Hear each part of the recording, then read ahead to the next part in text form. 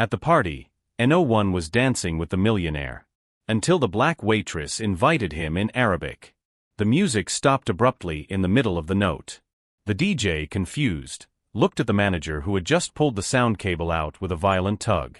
"No one dances with that guy on the dance floor," Harrison hissed, discreetly pointing to the man in the white kandura who had stood up alone, in the center of the hall. "Only restart the music when he sits down." Tariq Al-Mansour froze in the middle of the empty hall of the Riverside Country Club in Atlanta. At 38, CEO of one of the largest green technology companies in the Middle East, he was used to being greeted with bows in Dubai, London, and Tokyo. But there, at that charity gala where his $500,000 donation had secured his invitation, he was just the weird Arab. 200 pairs of eyes watched him in awkward silence. Some chuckled behind their champagne glasses. Others looked away with feigned discomfort. The Gutra scarf on his head, the traditional clothing he wore with pride, everything that defined his cultural identity had become a source of silent ridicule. Tariq felt the heat rise to his neck. It wasn't anger, it was pure humiliation. He took 2 hesitant steps, then stopped. The huge, empty dance floor looked like an abyss. No one moved to join him. No one even smiled politely. Just that cruel silence that screams louder than any insult. "Maybe we should go," murmured Khalil, his cousin, still seated at table 12. But before Tariq could retreat, a voice cut through the silence. Firm, clear, and in perfect Arabic. Hal turid and Tarkus ma'i. Would you like to dance with me? The whole room turned. There was Naomi Thompson, 26, a black waitress in a black and white uniform, tray still in hand, looking directly at the richest man in the room. Her heart was beating so hard she could barely breathe. But after 4 years of being invisible in that place, after seeing that man humiliated just as she was humiliated every day, something inside her broke. Or maybe, finally, she broke free. Tariq blinked, incredulous. She had spoken in Arabic.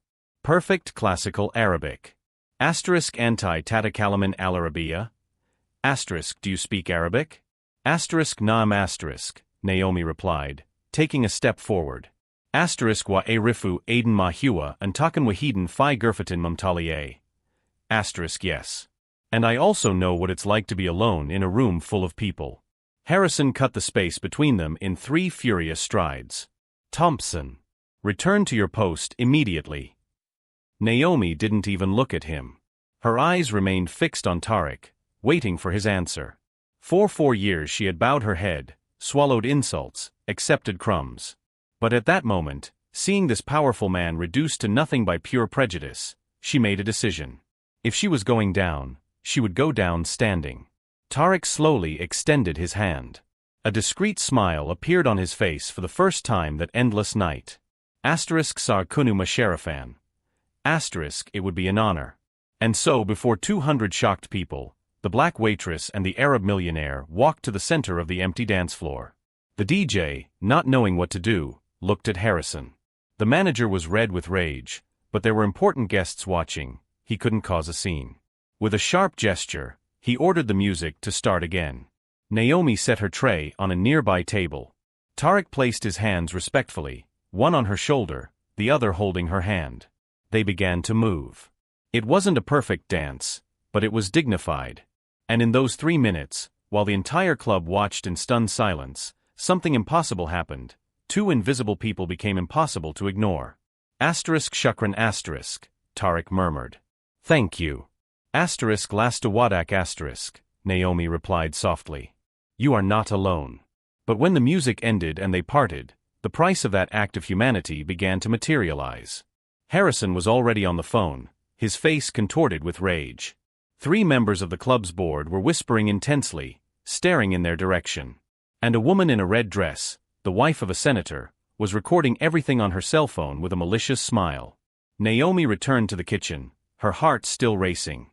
She knew what was coming next. She knew she had just signed her own eviction notice. But for the first time in years, she had no regrets. What none of them realized was that Tariq Al-Mansour was not just a rich man. He was a man who had lost his sister to the complicit silence of a society that ignored abuse. And he had vowed never again to remain silent in the face of injustice. That dance was not the end of anything. It was the beginning of a war that the club never saw coming. And when the secrets began to surface, no one would be prepared for the extent of destruction that two invisible people could cause when they finally decided to be seen. If you want to find out how a simple act of dignity turned into the most calculated revenge the Atlanta elite had ever faced, subscribe to the channel. Because what comes next will prove that underestimating those you consider inferior is the most costly mistake you can make. Naomi didn't sleep that night. Sitting in the tiny kitchen of her apartment in Decatur, she mentally revisited every second of that dance while listening to her mother's heavy breathing in the next room. The oxygen tank whispered its steady rhythm, a costly reminder of why she couldn't just drop everything and leave. Her cell phone vibrated at 6:47 a.m. unknown number. She almost ignored it, but something made her answer. Naomi Thompson? The voice was male, formal. My name is Khalil Al-Mansour. I'm a lawyer and Tariq's cousin. He would like to talk to you today, if possible. No commitments, just a conversation. 2 hours later, Naomi was sitting in a discreet cafe in Midtown, her hands trembling around a cup she had barely touched. Tariq arrived without his traditional attire, wearing jeans and a simple shirt, but his presence still filled the room. Kaifa Halik. How are you? He asked in Arabic, sitting down. Scared, she replied honestly in English. My boss called me 3 times. He said I'm suspended until further notice. That I need to attend a disciplinary meeting. Tariq nodded, as if he had expected exactly that. Naomi, I need to ask you a direct question. Do you want justice, or do you want survival? She blinked, confused. I don't understand. Survival is accepting a quiet settlement, signing a confidentiality agreement, and moving on. Justice is different. Justice is exposing every rotten thing about that place until there's nothing left. He leaned forward. But justice requires courage. And evidence. Evidence of what? Everything. You worked there for 4 years. You saw things. You heard things. Tariq slid a small digital recorder across the table. And I have the resources to investigate what you can't see. Naomi stared at the device as if it were a bomb. You want me to spy on my own workplace? I want you to document abuses that are already happening. Big difference. Over the next 10 days, 2 parallel operations unfolded. Naomi, reinstated to her job after a formal reprimand, began documenting everything. She recorded Harrison yelling racial slurs when he thought no one was listening. She photographed messages in internal employee groups where club members made jokes about the physical characteristics of black workers. She wrote down the dates and times of each humiliation. Meanwhile, Khalil worked behind the scenes. As a civil rights lawyer, he had connections. He found 3 former club employees willing to testify about systematic sexual harassment that had been hushed up with financial settlements. He discovered that Harrison had embezzled $340,000 in donations from the charitable foundation to renovate his own home. And he found compromising emails between board members using the club to launder money from illegal political campaigns. This is much bigger than country club racism, Khalil said at an evening meeting in Tariq's office. It's a network of corruption involving a senator, 2 judges, and the state secretary of education. Tariq smiled coldly. Even better. But Harrison wasn't stupid. He noticed Naomi was more attentive, more careful. And he decided to act first. Thompson, I need to talk to you. It was a gray Thursday when Harrison called her into his office. Inside, 2 men in suits were waiting. Private security. We've had reports that you're recording private conversations of club members without consent. That's a crime. Naomi's heart sank. They knew. Empty your pockets.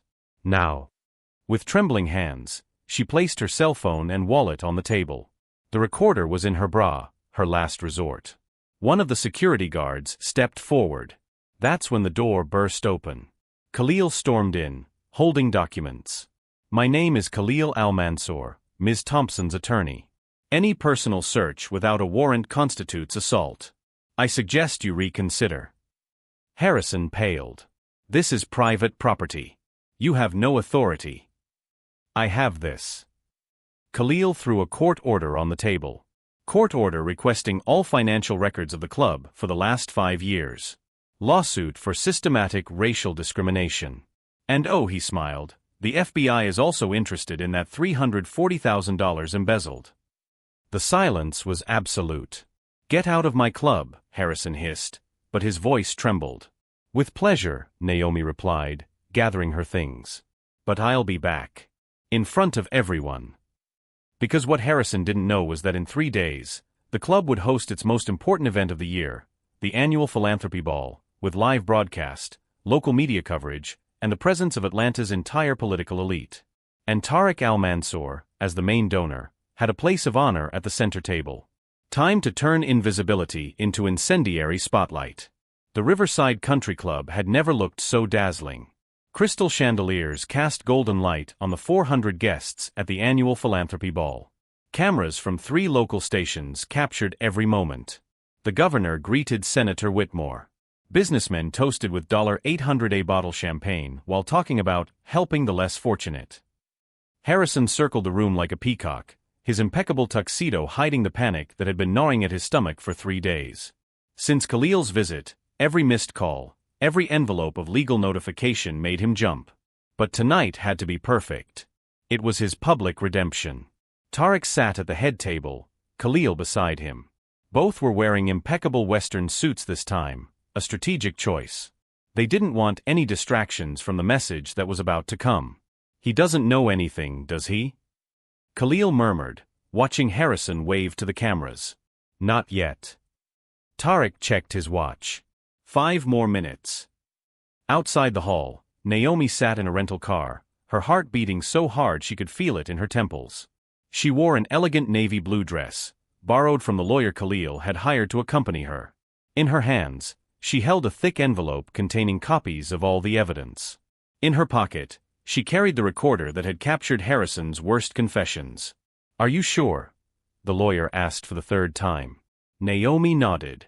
After 4 years of invisibility, after 1,000 silent humiliations, she was about to become impossible to ignore. Inside the hall, the master of ceremonies took the stage.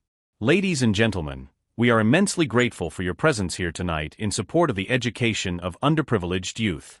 Before dinner, our largest donor, Mr. Tariq Al-Mansour, would like to say a few words." Polite applause echoed as Tariq took the stage. Harrison, in the front row, forced a smile. The cameras turned to the Arab businessman who had donated $500,000. "Good evening," Tariq began, his calm voice filling the hall. 2 weeks ago, I came to this club for the first time. I was treated like an intruder. They looked at my traditional clothing, my accent, my faith, and decided I didn't deserve basic respect." Harrison's smile froze. Murmurs began to spread. "But I met someone here," Tariq continued. "A woman who has worked at this establishment for 4 years. Brilliant, graduated with honors, fluent in 3 languages. And during those 4 years, she has been called incompetent, lazy, and things I won't repeat on camera." Harrison stood up abruptly. "That's absurd. Security." "Sit down, Mr. Harrison." Khalil's voice cut through the air. He was holding a tablet. "Unless you want me to play back the recordings right now where you use racial slurs to refer to her and 12 other employees?" The blood drained from Harrison's face. The governor frowned. The cameras captured everything. That's when the doors to the hall opened. Naomi entered, flanked by her lawyer and 3 former employees. The silence was immediate and complete. "My name is Naomi Thompson," she said, her voice trembling but steady, walking down the center aisle as all heads turned. "And I have some things you need to hear." She stepped onto the stage. Tariq took a step back, yielding the microphone. This was her moment. Naomi opened the envelope. "This club presents itself as a charitable institution. It raises millions in the name of helping disadvantaged youth. But in the last 3 years, only 12% of donations reached the beneficiaries." She held up documents. The rest was embezzled. Mr. Harrison renovated his Sea Island home with $340,000 of foundation money. The evidence is here, and copies have already been sent to the FBI. Harrison tried to leave, but 2 federal agents blocked the door. They had entered discreetly minutes earlier. "But it's not just money," Naomi continued, her voice gaining strength.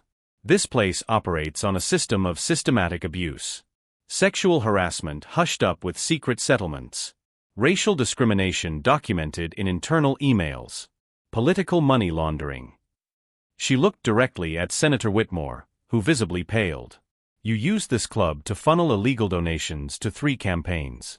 We have the bank records. The room erupted. Guests rose to their feet. Reporters rushed forward. Camera flashes went off like fireworks. She's lying. Harrison shouted, desperate. This woman is a disgruntled employee who... Here's your voice, Mr. Harrison. Khalil pressed play on the tablet. The recording echoed through the sound system. Asterisk, these blacks are all the same. Lazy, dumb, only good for cleaning shit. Asterisk. The silence that followed was deafening. Even Harrison's most loyal supporters recoiled, horrified not by the opinion, but by the fact that he had been caught. The FBI agents advanced. Mr. Harrison, you need to come with us to provide clarification on the misappropriation of federal funds and tax fraud. Harrison looked around, searching for allies. But everyone had looked away. The governor was already leaving discreetly. The senator was talking urgently on the phone with his lawyers. The board members, who had actively participated in the scheme, were frantically deleting emails. You ruined my life. Harrison shouted at Naomi as he was being escorted away. I gave you a job. I gave you a chance when no one else would. Naomi stepped down from the stage, stopping right in front of him. You gave me crumbs and expected eternal gratitude. But I'm not invisible, Mr. Harrison. I never was. You just chose not to see. As Harrison was led away, the former employees took the stage one by one, sharing their stories. The cameras broadcast everything live. Within minutes, #RiversideExposed was a national trending topic. Tariq watched everything from the corner of the stage, his eyes watering. For the first time since Fatima had been hospitalized, he felt he had honored her memory. Justice did not erase the past, but it prevented it from repeating itself. Naomi found his gaze through the chaos. She nodded once. He nodded back. 2 invisible people who refused to remain silent. And in that refusal, they destroyed an empire built on bought silence. 6 months later, the Riverside Country Club was no more. The historic building now housed the Fatima Al Mansour Community Center, named after Tariq's sister, offering free language classes, career counseling, and legal support to immigrant workers and minorities. Naomi was on the 2nd floor, adjusting the sign on the door of her new office. Director of Cultural Programs. The title still felt unreal. Thinking of giving up? Tariq's voice came from the doorway. Every day, she replied honestly. And then I remember where I was 6 months ago. Harrison was serving 3 years in federal prison for embezzlement. Senator Whitmore had withdrawn from the political race. 2 board members were facing prosecution. And the video of the public exposure went viral with 47 million views, inspiring dozens of workers to report abuse in their own jobs. A movement was born from that moment. #The Invisible Army. I got an email today, Naomi said. From a waitress in Boston. After seeing what we did, she reported the boss who was harassing her. He was fired yesterday. Tariq nodded, moved. That's what courage is for. Not just to save ourselves, but to show others that it's possible. That afternoon, during the official opening, 300 people gathered in the hall, the same one where Naomi and Tariq had danced. But now the chairs were filled with diverse faces, Hispanic families, Syrian refugees, black students, Asian immigrants. When Naomi stepped onto the small stage, she looked for her mother's face in the audience. The woman, still frail but present, smiled with tears in her eyes. 6 months ago, I was invisible, Naomi began. Not because I didn't exist, but because people chose not to see me. They saw only my uniform, my color, my position. Never my value. She paused. But then I met someone who was also invisible. And we did something simple. We truly saw each other. And in that mutual recognition, we discovered that our dignity never depended on their approval. The applause grew like a wave. To everyone who has ever felt invisible, who has ever swallowed insults to keep a job, here is my message: you are not invisible. You never were. They were just afraid to really see you, because they would have to confront their own inhumanity. Later, a young waitress approached shyly. I work at a restaurant downtown. My boss, He does things. And I don't know what to do. Naomi held her hands. You just did the first thing, you spoke up. Now come, let me introduce you to people who can help. That night, after everyone had left, Tarek and Naomi were alone in the empty hall. You know what's funny, he said. They tried to make me feel small that day. They wanted me to know my place. And what was your place? Naomi asked. Tarek smiled. On the side of those who refused to accept cruelty as normal. He held out his hand. Want to dance? This time with the music on. Naomi laughed. Hal turid and Tarkus ma'ai. Sa'kunu masharafan. There, in the center of the hall where they had been humiliated, they danced. Not out of defiance, but out of joy. Because they had turned the place of shame into a refuge of hope. The sweetest revenge was not to destroy those who had hurt them. It was to build something so beautiful on the ashes that their cruelty became irrelevant. Harrison was in jail. The corrupt club had fallen. But the real victory was this. Naomi would never have to cower again. Tarek would never be treated like an outsider again. And hundreds now had a place that saw them for who they were. Valuable, dignified, visible. If this story touched you, if you've ever felt the weight of being invisible, subscribe to the channel. Share it with someone who needs to hear that dignity is not a concession, it's a right. Because sometimes the greatest revolution begins with a simple act, refusing to dance alone when everyone expects you to disappear. And when two invisible people meet and decide to be seen together, the world changes. All at once. Forever.